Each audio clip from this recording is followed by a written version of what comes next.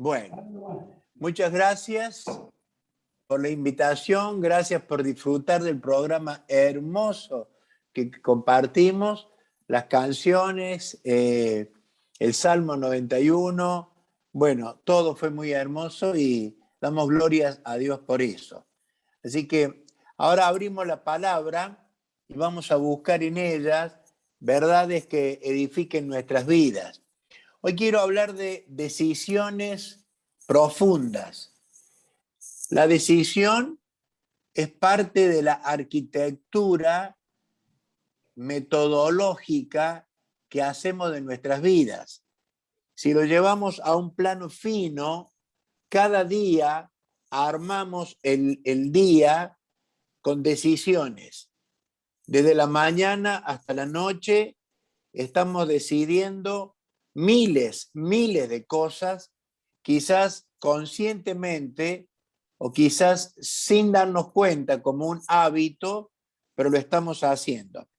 Ahora, decisiones profundas son las que en la Biblia vemos a hombres y mujeres de Dios que han tomado esas decisiones y la repercusión de la decisión es lo que los ha guiado y los ha hecho grandes o los ha hecho chiquitos o los ha hecho directamente que se pierdan. Pero la decisión es parte fundamental de lo que podemos hacer cada uno.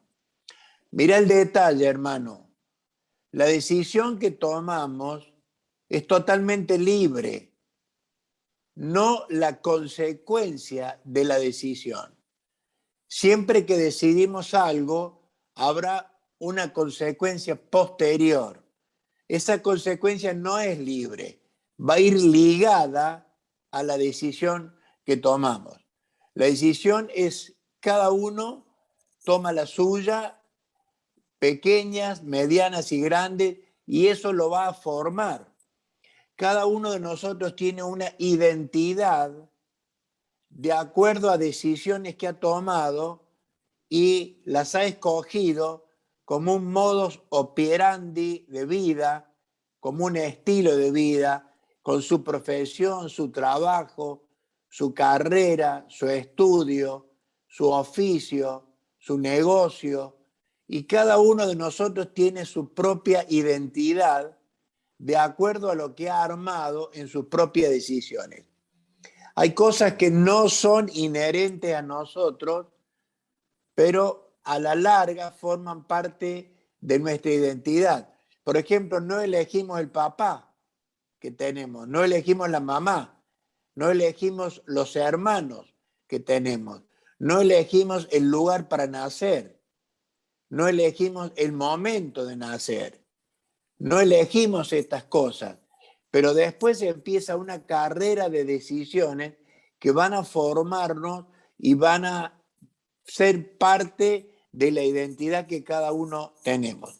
Los invito a abrir las escrituras en el libro de Mateo, capítulo 16. Si tiene la Biblia en la mano, los invito a los que están en el templo a ponerse en pie para leer la palabra de Dios. A ver, los quiero ver por el Zoom puesto de pie a todos. De pie en este momento. Muy bien. Biblia en mano, Mateo capítulo 16. Mateo capítulo 16. Es palabra de Dios. Verso 13. Mateo 16, 13.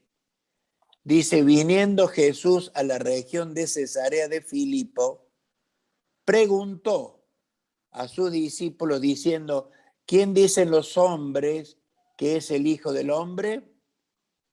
Ellos dijeron, unos Juan el Bautista, otros Elías y otros Jeremías o alguno de los profetas. Y él les dijo, ¿y vosotros? ¿Quién decís que soy yo? Respondiendo Simón Pedro, ya lo conocemos, a Simón Pedro, dijo, tú eres el Cristo, el Hijo del Dios viviente. Entonces le respondió Jesús, bienaventurado eres, Simón, hijo de Jonás, porque no te lo reveló carne ni sangre, sino mi Padre que está en los cielos.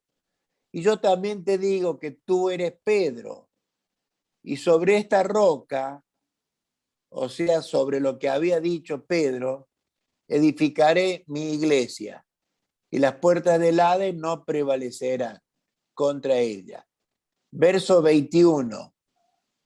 Desde entonces comenzó Jesús a declarar a sus discípulos que le era necesario ir a Jerusalén y padecer mucho de los ancianos, de los principales sacerdotes y de los escribas, y ser muerto y resucitar al tercer día. Palabra de Dios, tome asiento. Muchas gracias. Mateo tiene 28 capítulos y está escrito para los judíos. Por eso Mateo tiene muchas citas del Antiguo Testamento. Es el evangelio que más cita la fiesta de los judíos, porque los judíos estaban empapados de toda su tradición. Y le llevó a Jesús 16 capítulos de los 28 presentarse. Hay 3 capítulos en donde el Sermón del Monte les está diciendo bien claro lo que va a ser su doctrina. Ahí sana al endemoniado, sana a otros personajes, pero llegando a este capítulo que acabamos de leer, 16, los para en un momento y le dice: muchachos, ¿quién dice la gente que soy yo? Y algunos dicen que eres Jeremías, otro Elías, Juan el Bautista, algunos dicen que es alguno de los profetas. ¿Y ustedes? ¿Quién dicen que soy yo? Y bueno, Pedro arremete, arrebata, o siempre un poquito más avanzado en algunas cosas, y dice: tú eres el Cristo, el Hijo del Dios viviente. Bueno, Pedro, sobre esto edificaré mi iglesia. Ahora note, si tiene la Biblia en la mano, en el verso 21, dice: desde entonces comenzó Jesús a declarar a sus discípulos, y ahí vienen 4 verbos que quiero marcar en el verso 21.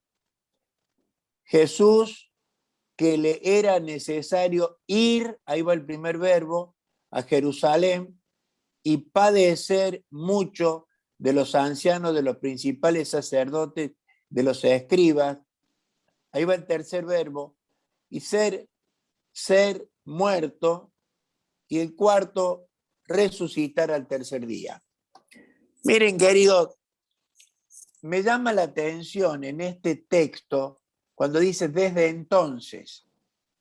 Era necesario que Jesús le hiciera entrar en el entendimiento de los 12 apóstoles quién era él, hasta que Pedro dice: tú eres el Cristo del Dios, el Hijo del Dios viviente. Ninguno lo contradice, ninguno agrega nada ni resta nada, porque todos estaban de acuerdo que él era el Cristo, el Hijo del Dios viviente. Que él no venía como revolucionario, no venía como un golpista de Estado, no venía por las fuerzas, y se presentó en 16 capítulos hasta que ellos entendieron que él era el Hijo del Dios viviente, el Cristo. Y nótese que dice desde entonces. La palabra entonces siempre está uniendo 2 etapas, está uniendo 2 planos. Pasó esto, entonces puede pasar esto. Siempre entonces es un enganche de lo anterior a lo posterior. No se lo dijo antes, se lo dijo en ese momento, cuando ellos entendieron quién era él. Y ahí le dijo 4 verbos que le seguirían. como ellos ya estaban maduros para entender que Él era el Cristo, el Hijo del Dios viviente, ahora sí, entonces, que ustedes entendieron esto, prepárense, si me van a seguir, a estos 4 verbos. Primero, ir. Hay un objetivo en la vida cristiana. Contemporicemos esos 4 verbos ahora nosotros. El que vino a la iglesia un sábado a la noche o está enganchado en el Zoom, debe saber que ser cristiano siempre va a tener un propósito. Dice en Efesios que Él nos prepara desde antemano en Cristo Jesús para buenas obras. No hay un cristiano que no tenga un objetivo, un proyecto, un plan, algo que Dios está esperando de él. Es necesario, ahora que entendieron esto, ustedes que lo entendieron, vamos a Jerusalén. Primer objetivo. Segundo, ahí voy a padecer mucho de mano de los escribas, sacerdotes y fariseos. Voy a Jerusalén, dice, para padecer. Chicos y hermanos mayores que están escuchando esta reunión, en la vida cristiana hay un padecimiento. La Biblia dice, en el mundo tendréis aflicción. ¿Cuál va a ser la aflicción? Una enfermedad, que chocaste el auto, que se te hundió el pozo negro, se te rajó una pared. No, esas son cosas muy superficiales. Mientras yo más me parezca a Cristo, más aflicción voy a tener en este mundo, porque el mundo entero está bajo el maligno. La Biblia habla de corriente de este mundo. Habla de que este mundo tiene otros objetivos, pero el que lo quiere seguir a Cristo, prepárese para padecer. Querido, si solamente estás viniendo acá y vas a tocar la viola, la batería, vas a cantar, vas a estar en un momento social, vas a comer la pizza después de la reunión, o te vas a quedar a charlar o jugar al ping-pong, mira, eso es muy pobrecito. Es muy pobre a lo que la vida cristiana te ofrece y podés llegar. Pero entonces ir, padecer, dice a morir. Y sí, yo tengo que morir a la carne, porque este envase, que llamado carne, es muy pedigüeño. Mis ojos son muy pedigüeños. Mis corpúsculos sensitivos son pedigüeños. Mi genitalidad, mi aparato ginetológico o ginecológico o urológico o reproductivo o recreativo, llámalo como quieras, va a estar pidiendo, siempre te va a pedir, pero hace falta morir. Entonces, vamos, prepárate para padecer, prepárate para morir y prepárate para resucitar, porque dice, yo voy también a resucitar. Claro, nueva vida, como dice en Romanos 12, vamos a resucitar a una nueva vida. Las cosas viejas pasaron, pero ahora hay cosas nuevas. Pero no te quedes con el texto, que ya lo sabes de memoria. ¿Cuáles son esas cosas nuevas? Señor, quiero saber cuáles son esas cosas nuevas, vivir en esas cosas nuevas y crecer en las cosas nuevas hasta que tú me llames a tu presencia. Hermanos queridos, seguir a Cristo es ir contra la corriente. El mundo entero habla del maligno, dice el mundo entero bajo el maligno, 1 Juan, el entendimiento de los que están en este siglo está cegado, dice 2 Corintios, en 2 Timoteo dice, vendrán tiempos peligrosos. Y bueno, si vos te vas a parecer a Cristo, hay peligro. Y claro que hay peligro, porque el mundo entero vive bajo el error y hay peligro. A veces vas a tener que quedar, entre comillas, como sonso, como alguien inexperto, alguien dejado de lado, pero vivir la vida cristiana es no esclavizarse al pecado y vivir conforme a la voluntad de Dios. Al pescado muerto o al pez muerto lo lleva la corriente, pero el pez vivo tiene un zigzaguear contra la corriente, pero ahí hay un desgaste energético, hay un desgaste de cuerpo, hay un desgaste de vida, porque vivir para el Señor, obrar para el Señor, tomando decisiones profundas, es un costo que hace falta pagar. El camino angosto no es fácil. Si vos vas por un camino ancho, llevas tu carretilla, tu bicicleta, tu moto, tu auto, es fácil. Pero vivir en el camino estrecho y te vas a encontrar que hay cosas que sortear y es permanentemente un sacrificio vivo. El animalito, cuando lo ponen y lo van a matar, tiene un instinto biológico a la vida, se da cuenta que lo han atado, se da cuenta que no está libre y tiene que morir. Bueno, la decisión profunda va a constar de muertes que tengamos que asumir para poder agradar a Dios. Y de esa forma, el Señor nos va a aprobar como un obrero aprobado. Dice que Moisés, cuando fue hecho ya grande, o sea, no era un pibe, era grande, tenía decisiones propias, era maduro, tenía las facultades mentales y cognitivas bien desparramadas en el mundo que vivía, pero tomó una decisión. Dice Hebreos, rehusó ser llamado hijo de la hija de Faraón. ¿Sabes lo que era ser el dios Ra? ¿Sabes lo que era ser faraón? ¿Sabes lo que era ser hijo de la hija de Faraón? Por sus pupilas pasaron todos los espectáculos que cualquier hombre carnal quiere ver. Por sus manos y por su cuerpo vivió el deleite que cualquier hombre quiere vivir y mujer quiere vivir. Pero a todo eso lo rehusó. Y otra decisión, escogió, ¿qué? El vituperio de Cristo. Pero si no lo había visto a Cristo. Nosotros lo hemos visto. La historia, buscar en Wikipedia, buscar en un diccionario y vas a ver que Jesús existió. Él se sostuvo viendo al invisible. Estos son decisiones profundas. ¿Te das cuenta? No era cualquier cosa dejar de ser hijo de la hija de Faraón.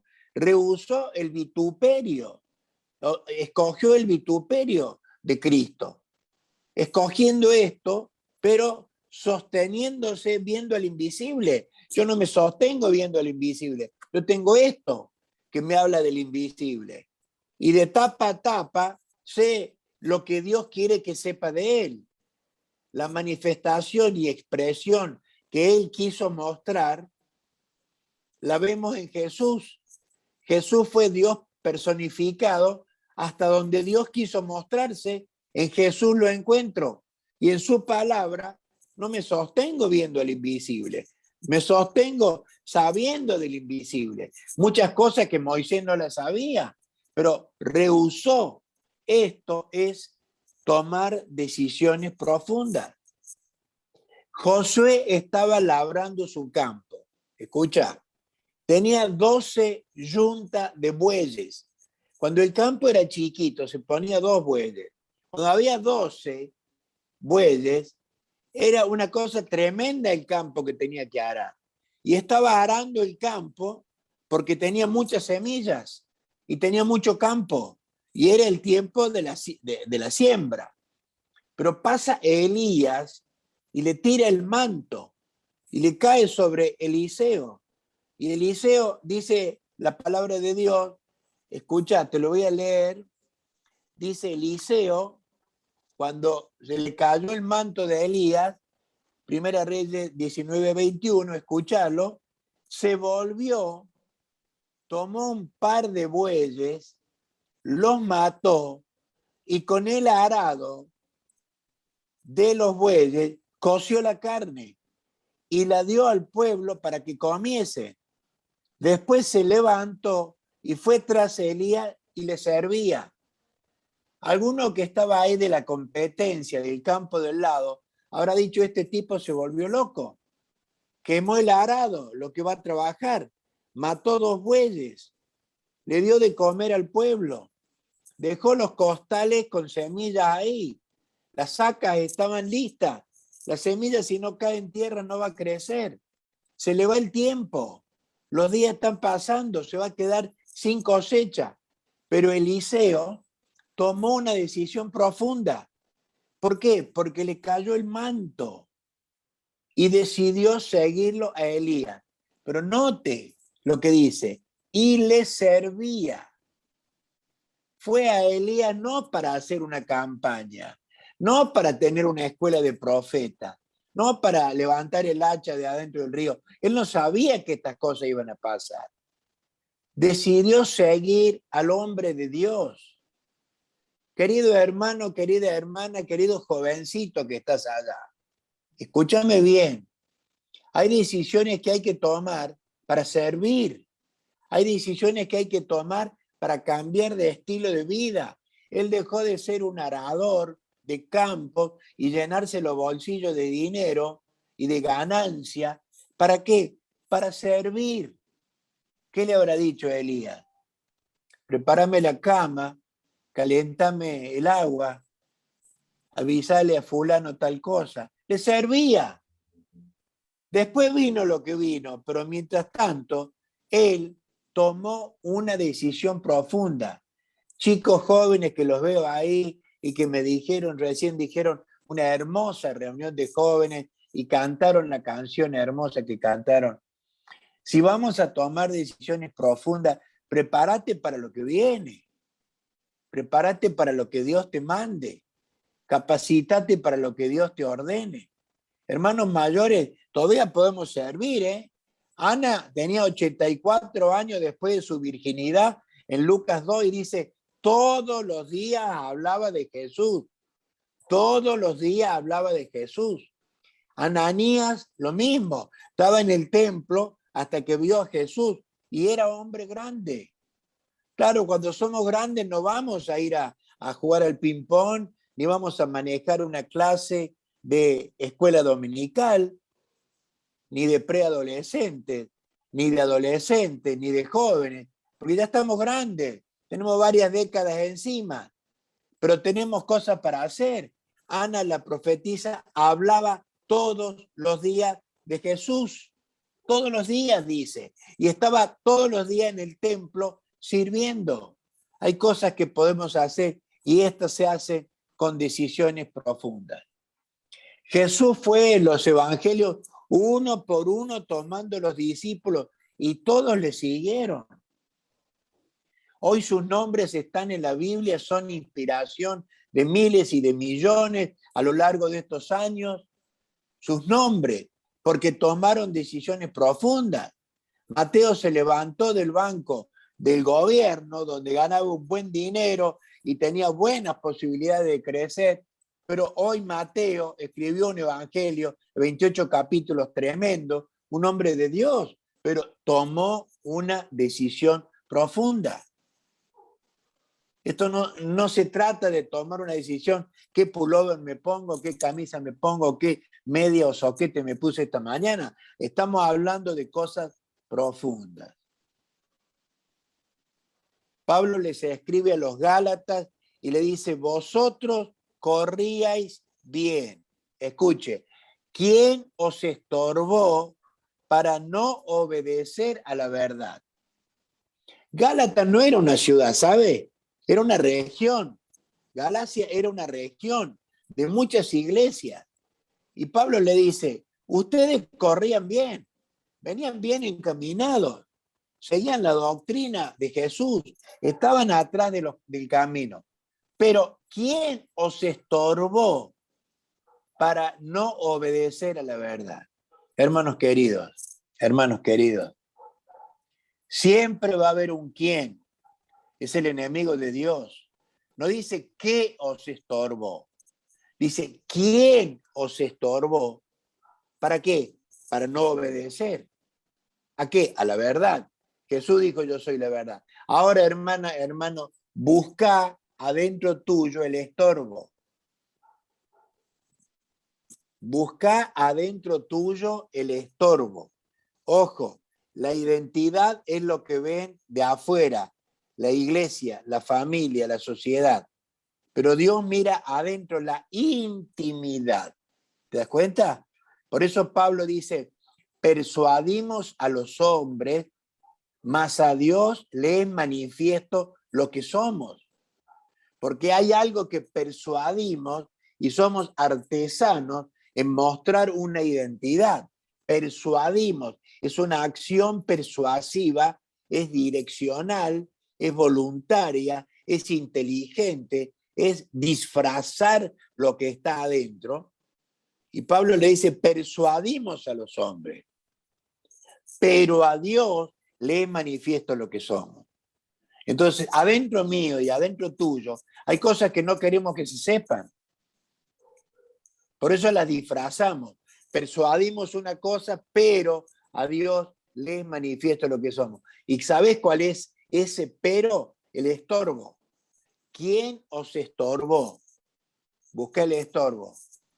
Querido, busca el estorbo adentro tuyo. El estorbo es algo mecánico, algo puesto para que vos no podás seguir el camino que estás sirviendo. Hay un estorbo. Hay algo que te frena a lograr lo que sabes. Adentro de esta cabecita, mira, adentro de nuestras cabezas hay mucha Biblia, ¿sabes? El problema es ponerla en práctica. Al que habita el abrigo de Dios, como cantó el hermano, morará bajo sombras de amor, ¿sí? Pero ese amor se manifiesta, como dice en 1 Tesalonicenses, el amor que ustedes tienen cuando Pablo oraba por los tesalonicenses. ¿Quién nos estorbó? Decisiones profundas. Si en esta noche te va diciendo este cordobés, habló con una tonada cordobesa bárbara, pasamos una reunión, Julio dirigió, los chicos cantaron, y te volvés así, no ganaste nada, ni vos ni yo. Pero si yo termino y me siento y digo, Señor, ¿cuál es el estorbo de Alberto? Quiero sacarlo. Quiero volver a correr bien. Vosotros corríais bien. Decisiones profundas. En Colosenses 3:5, escuchalo lo que dice. Es increíble esto. Es increíble. Colosa era una iglesia fuerte, poderosa. Después de Efesios, ahí Colosenses era una iglesia con poder, con autoridad. ¿Y sabes lo que le dice Pablo a los colosenses? Haced morir, pues, en vosotros lo terrenal. Iglesia, hagamos morir lo terrenal. ¿Y qué le habrá dicho? Lleguen temprano a la reunión, vengan en oración, siéntense en adelante, no se desconcentren, oren en la reunión, reciban el mensaje. No. ¿Sabes lo que le dice? Lo primero que le dice, haced morir pues en vosotros a la iglesia, escúchame, a la iglesia. No le está hablando en un boliche, no está hablando en una discoteca, no está hablando en una fiesta del mundo. Le dice, haced morir pues en vosotros fornicación, impureza, pasiones desordenadas, malos deseos. Las primeras 4 cosas que menciona. Mira, se me pone la piel de gallina. Y no porque sea terrible, Dios me salve y guarde de eso. Pero, hermano querido, haced morir en vosotros fornicación. Dentro de la iglesia, fornicación, impureza, pasiones desordenadas, malos deseos. Che, ¿esto hay en la iglesia? ¿Esto hay en la iglesia? Fornicación, impureza, malos deseos, pasiones desordenadas. Bueno, en la iglesia de Colosas lo había, Pablo lo escribe y hoy, sin lugar a dudas, lo podemos contemporizar y analizar para nosotros y decir, esta palabra viene para nosotros. Pero eso se toma con una decisión profunda, ¿sí? Hay que meterse para adentro y mirar dónde está la fornicación en mis ojos, en mi tendencia, en mi noviazgo, en mi escapismo de adulterio, pasiones desordenadas, malos deseos, malos deseos, malos deseos. Decisiones profundas. Hoy vamos con el bisturí a fondo, ¿eh? Hoy está sin anestesia y el bisturí va a llegar al hueso. Pero esto es importante para nuestras vidas si queremos ser lo que queremos ser y pretendemos ser. ¿Se acuerda de José el Chipriota?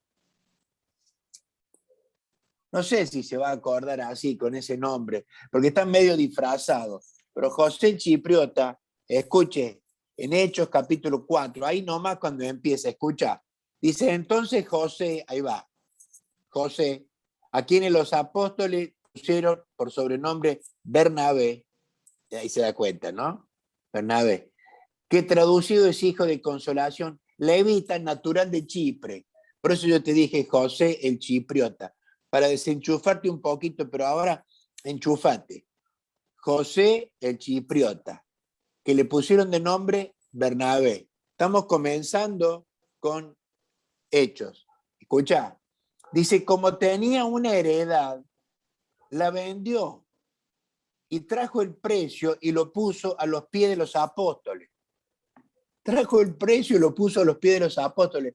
Vendió la heredad. Pero vos sabés que antes de eso no figura el nombre de él. Vos sabés que antes era nadie. José el Chipriota era nadie. Era subnadie. No lo fichaban. Nada, no existía. Pero vendió una heredad y la trajo y la puso a los pies de Dios, de los apóstoles. Le dijo, utilícenla. Estas son decisiones profundas. Despojarse de algo que ha idolatrado tu mano, tu corazón, está persiguiéndolo como algo tan necesario, y despojarse de eso y decir, Señor, esto no va a controlar mi vida. Lo voy a dejar a los pies tuyos para después Bernabé fue el consolador y el aconsejador de Pablo, Saulo de Tarso. Y cuando vos vas leyendo Hechos de los Apóstoles, dice Saulo, dice Bernabé y Saulo, Bernabé y Saulo. Pasan los capítulos, dice Bernabé y Pablo, Bernabé y Pablo. Pasan los capítulos, dice Pablo y Bernabé, Pablo y Bernabé. Porque lo que él hizo para Dios, preparar a Pablo y ser un consolador y viajar con Pablo en algún viaje misionero al principio, era grande. Pero tomó una decisión importante cuando era subnadie.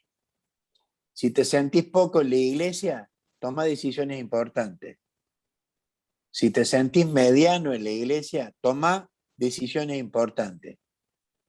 Si te sentís grande en la iglesia, toma decisiones importantes.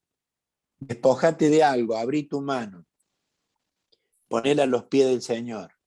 Y así fue el hombre que fue. Pero me encanta Romanos 6. Mira lo que dice. Es tremendo. Escucha este texto. No reine pues el pecado en vuestro cuerpo mortal, de modo que lo obedezcáis en sus concupiscencias. Pablo les escribe a los romanos para que tomen una decisión importante. ¿Sabe cuál era? Dice, no reine pues el pecado en vuestro cuerpo. Si Pablo dijera no exista el pecado en vuestro cuerpo, estaría contradiciéndose a él mismo y a la doctrina que él escribió en Romanos. Porque el pecado está. ¿Quién no tiene pecado de nosotros? Fuera de Jesús, todos pecaron. Pero Pablo dice muy claro, no reine. En Romanos 6:12, sacale el timón al pecado. Si el pecado ha tomado el timón y está reinando, se ha sentado en el cetro real y está gobernando tu vida, está frito, hermano, está liquidado. No hay una decisión importante ahí. Si urgente no hay una decisión importante, no habrá resultados importantes y tu vida va a ser un fracaso como la mía. Y Pablo lo sabe muy bien. Por eso le dice, no reine pues el pecado en vuestro cuerpo. de modo que lo obedezcáis. Y sí, si eres el rey, hay que obedecer. Esto es una norma mundial. Los súbditos obedecen al rey. Pero Pablo dice, no, no, no. Sacale el timón, sacale el cetro, que el pecado no reine, entonces no lo vas a obedecer. Romanos 6:12 es tremendo. No reine pues el pecado en vuestro cuerpo mortal, porque vamos a morir, de modo que lo obedezcáis en sus concupiscencias, en sus deseos. Hermano querido, hermana, ahí en San Rafael, yo acá en Córdoba, cada uno en su lugar, saquémosle el reinado al pecado. El pecado va a estar, pero que sea un accidente, que sea una lucha permanente, que sea algo que queremos destronar de la autoridad de mando. Sácale el timón, querido, en el nombre de Jesús, que el Señor obre en nosotros para darnos cuenta que el pecado, aunque esté, aunque esté, aunque esté, aunque esté, aunque esté, que no sea el que tenga el timón, que no sea el que tenga el cetro real, que no reine. Y esto es una decisión importante.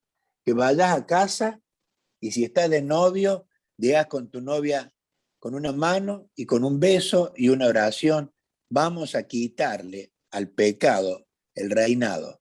Nuestro noviazgo va a ser nuevo, va a ser distinto, va a ser con límites, va a ser con autoridad de Dios. Y si sos casado, con más razón. Y si tenés una empresa, con más razón.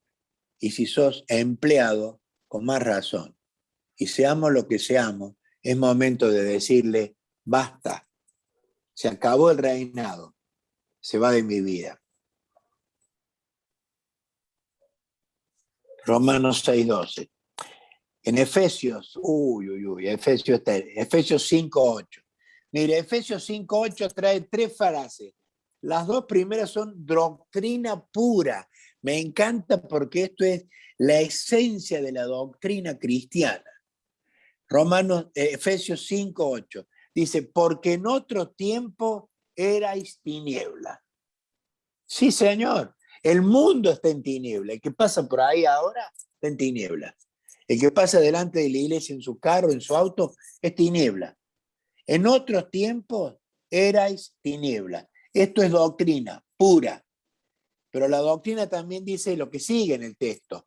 Mas ahora sois luz en el Señor. Doctrina pura. No dice en la iglesia, no dice en la religión, en las buenas costumbres, en las buenas obras, en tus instrumentos, en los dones que tenés, en las capacidades, en tus virtudes. Olvídate, olvídate. Ahora sois luz en el Señor. Doctrina. Esto no me lo arrebata nadie, ni me lo arrebata Bin Laden o no Bin Laden, sí, Joe Biden quise decir, o me lo arrebata nadie. Esto no me lo toca nadie, ni la lluvia ácida, ni la ONU, ni me lo pueden sacar. Antes era tiniebla, ahora soy luz en el Señor. Pero la tercera frase del texto, decisión profunda, dice, andad como hijos de luz. Efesios 5:8, andad como hijos de luz. Y ahí está la decisión profunda. Estoy terminando. Poquitos minutos más y termino. Dice, andad como hijos de luz. Querido, estas 3 cosas son, pero la esencia de nuestra vida. Antes éramos tiniebla. Ahora en el Señor somos luz. No se apaga más la luz esta. Estamos en sus manos y nadie nos arrebata de sus manos. Juan 10, gloria a Dios. Nadie nos toca de su mano. Pero ahora viene una exhortación de Pablo que le da a los de Efesios. Le dice, andad como hijos de luz. Vamos muchachos, vamos a andar como hijos de luz. Chicas, vamos a andar como hijos de luz. Maridos, esposas, vamos a andar como hijos de luz. Cuando tenemos el zapping en la mano, vamos a ver lo que corresponde a un hijo de luz. Cuando estamos solo con la computadora, vamos a caminar como hijos de luz. cuando estemos conversando con los compañeros en la facultad o en el colegio, vamos a andar como hijos de luz. Nuestros vecinos saben que nuestra familia vive como hijos de luz. Andad, ahí hay un esfuerzo, hay un gasto, hay un proyecto, hay una energía que se pone. Andad como hijos de luz. Vos sabés que un día, en la campiña europea medieval, hace años, iba un muchacho a caballo de noche en el medio del campo y se desata una tormenta. Se desata una tormenta y empieza a llover y él va a caballo y de golpe cae un rayo cerca de él en un árbol y él grita: Santa Ana, si me salvo, me hago monje.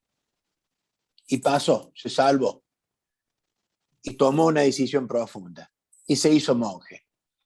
Y empezó a estudiar seminarios, ministerios, monje. Y entró en depresión mientras estudiaba. Entonces un cardenal llamado Eck, este cardenal habla con el Papa y le dice: mira, este muchacho pinta muy bien, pero está en depresión. ¿Por qué no le permitimos leer la Biblia?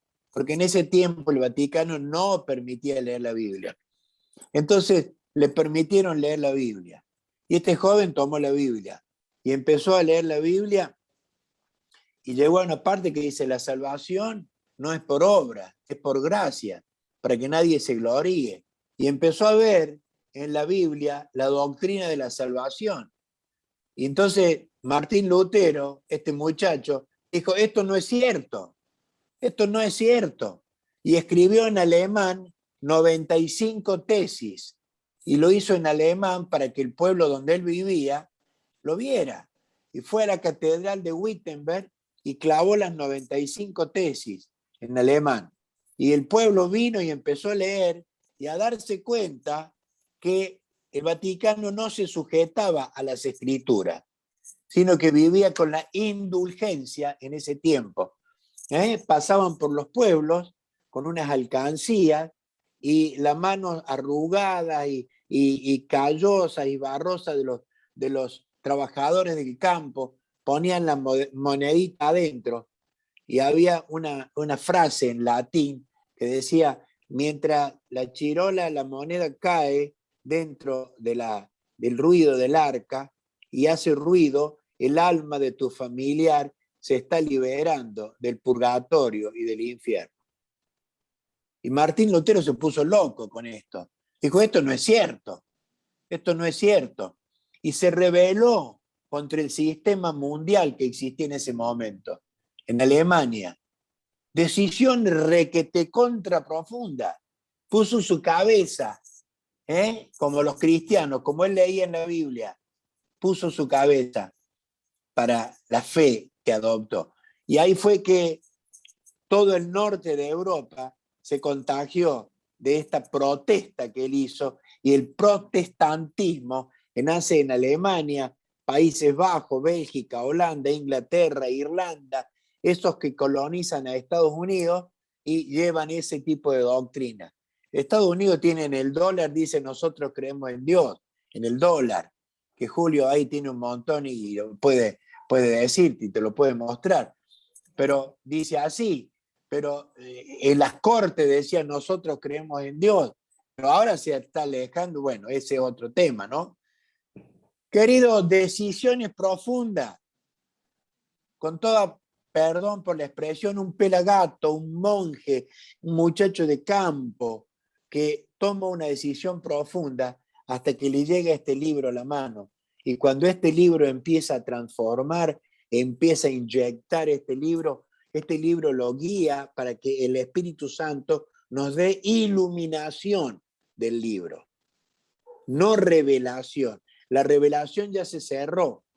Ya el Espíritu Santo reveló a los hombres de Dios que escribieron este libro. Ahora a nosotros nos ilumina para interpretar las Escrituras y nos guía a toda verdad. Estos son decisiones profundas.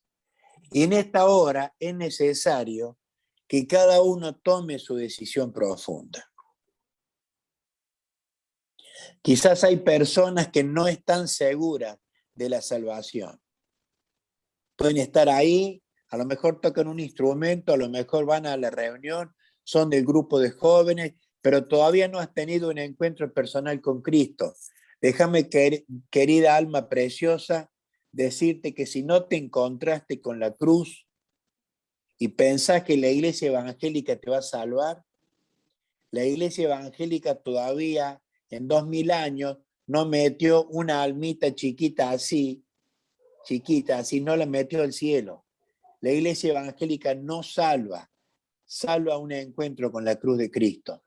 La sangre de Cristo limpia de todo pecado, no el ministerio que estás haciendo para Cristo. No te creas que un ministerio te va a salvar. En esta hora tenés que sentarte y adentro tuyo, si algo te está diciendo flaco, flaquita, muchacha hermosa, muchacho, si algo te está diciendo, necesitas un encuentro personal con Cristo, no dejes pasar el momento. Ojo, Judas, dice la Biblia, hijo de perdición, y estuvo con los 12, anduvo con los 12, estuvo y sabe más de Jesús que nosotros en cuanto a la modalidad carnal de Jesús. Jesús hombre, él sabe mucho más, supo mucho más, pero su alma no se salvó. Y vos tenés que darte cuenta que necesitas a Cristo. Entonces, hacerle una oración en tu corazón y decirle, Señor, quiero que entres en mi vida, me limpies de todo pecado, moriste por mí en la cruz, llevaste mis pecados y yo ahora quiero ser libre de la condenación de mi pecado. Y quiero ser un verdadero cristiano y tomar la decisión más profunda de la vida. Si lo has hecho, después comentale a alguno de los hermanos, líderes de la iglesia, para que conozcan esta situación y oren contigo. Y para los que ya estamos en el Señor, a 2 minutos de terminar esta reunión de mi parte, les llamo la atención, hermano. Vosotros corríais bien. ¿Qué os estorbó? El diablo sabe cuál es el estorbo. Mirá, a lo mejor el estorbo es un micrófono, y vos subís adelante y te crees grande porque cantas bien, tocas bien un instrumento, predicas bien, hablas bien. No siempre son pecados de la carne. A veces hay pecados dentro de la iglesia, amiguismo, posicionalismo, cositas, carrera humana, etcétera, etcétera.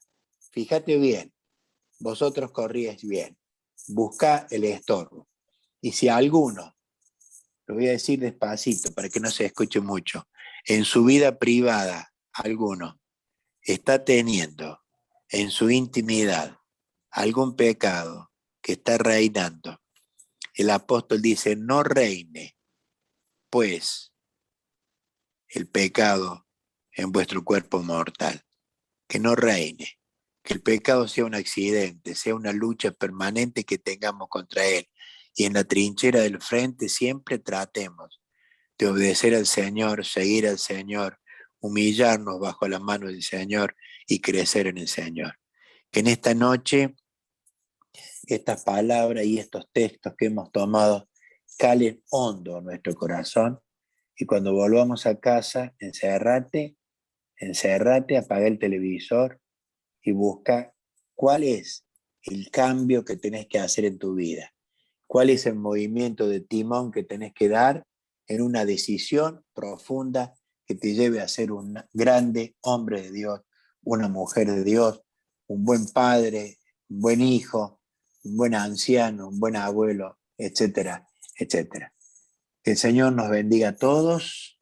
Muchas gracias por este tiempo compartido y la palabra que comience a actuar primero en mí, me pongo en primer lugar, y después en cada uno de nosotros, para la gloria de Él. Muchas gracias.